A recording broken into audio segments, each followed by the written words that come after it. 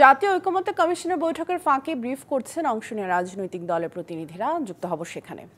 আজকে আমরা বিপ্লবী ওয়ার্কার্স পার্টি এবং গণতন্ত্র মঞ্চের পক্ষ থেকে আমরা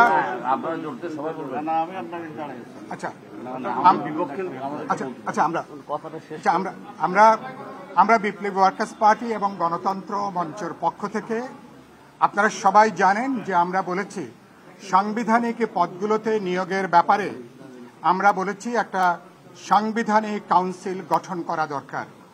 এটা আমরা আন্দোলনের আজ থেকে কোনো দল আমরা 5 বছর আগে, কেউ 3 বছর আগে গণতন্ত্র মঞ্চ আমাদের দাবিনামার ভেতরে সাংবিধানিক পদের নিয়োগের ব্যাপারে সাংবিধানিক কাউন্সিল গঠনের যে প্রস্তাব সেটা অনেক আগে থেকে আমরা করেছি। আমরা জাতীয় ঐকমত্য কমিশনের এই প্রস্তাবকে স্বাগত জানিয়েছি।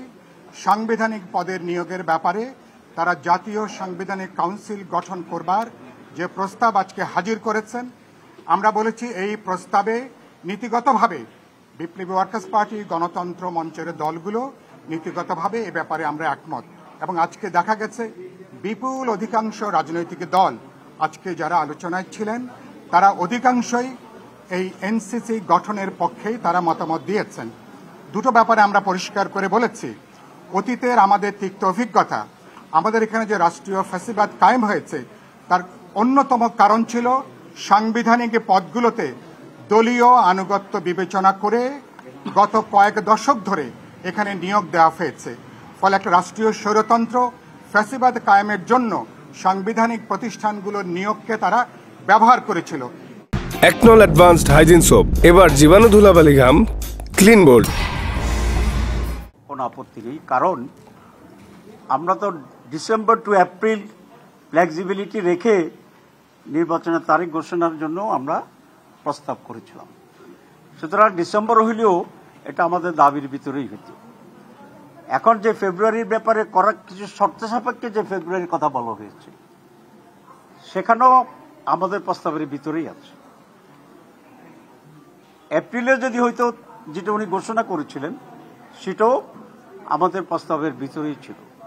সুতরাং ডেটের ব্যাপারে বাংলাদেশ জামাত ইসলামী পূর্বাহ্নেই একটা টাইমলাইন দিয়েছে, আর আমরা বলেছিলাম আমরা একটা পার্টিকুলার ডেটে ওনাকে ডিকটেট করতে চাই না, রিজিড থাকতে চাই না, আমরা ফ্লেক্সিবিলিটিকে আমরা অ্যাকসেপ্ট করি। এখানেও আমাদের কোনো তেমন আপত্তি নেই। আমরা যে জায়গাটায় প্রশ্ন তুলেছি যে উনি জাতির উদ্দেশ্যে একটা ভাষণ দিয়েছেন, ভাষণ দিয়েই টেলিভিশনে একটা তারিখ ঘোষণা করছেন। তো এখানে যদি কোনো পরিবর্তন হয় আলাপ আলোচনার মাধ্যমে, এটা হতেই পারে। বিএনপি একটি বড় দল, তাদেরও দাবি ছিল, এবং আলোচনা করে উনি যদি কনভিন্সড হন যে এটা চেঞ্জ হতে পারে, এখানে আমাদের কোনো কথা নেই। কিন্তু সেটা ভালো হইতেও যেহেতু উনি একটা টেলিভিশনে কমিটমেন্ট করেছিলেন, বাংলাদেশে এসে আবার কথাবার্তা বলে এটাকে উনি রিভাইজ করতে পারতেন, কিন্তু সেটা উনি করেন নাই। 2, আমরা বিস্ময়ের সাথে দেখলাম যে উনি একটি দলের প্রতিনিধির সাথে জয়েন্ট স্টেটমেন্ট করেছেন, যৌথ বিবৃতি। এটা পৃথিবীর ইতিহাসে রিপিট হয়েছে, আছে কিনা আগে এক্সাম্পল আমাদের জানা নেই। বিভিন্ন দেশের সরকারের সাথে প্রধান বিরোধী দল বা পার্লামেন্টের প্রতিনিধিত্বকারী দলগুলোর সাথে মিটিং হয়, কারণ তখন তাদের একটা স্ট্যাটাস ডিফাইন্ড। তো এখানে বহুদলীয় গণতন্ত্রের 100-এরও বেশি দল আমাদের দেশে আছে।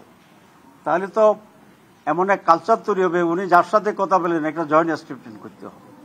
আমরা মনে করি এটা নজিরবিহীন ছিল এবং এটা প্রপার ছিল না।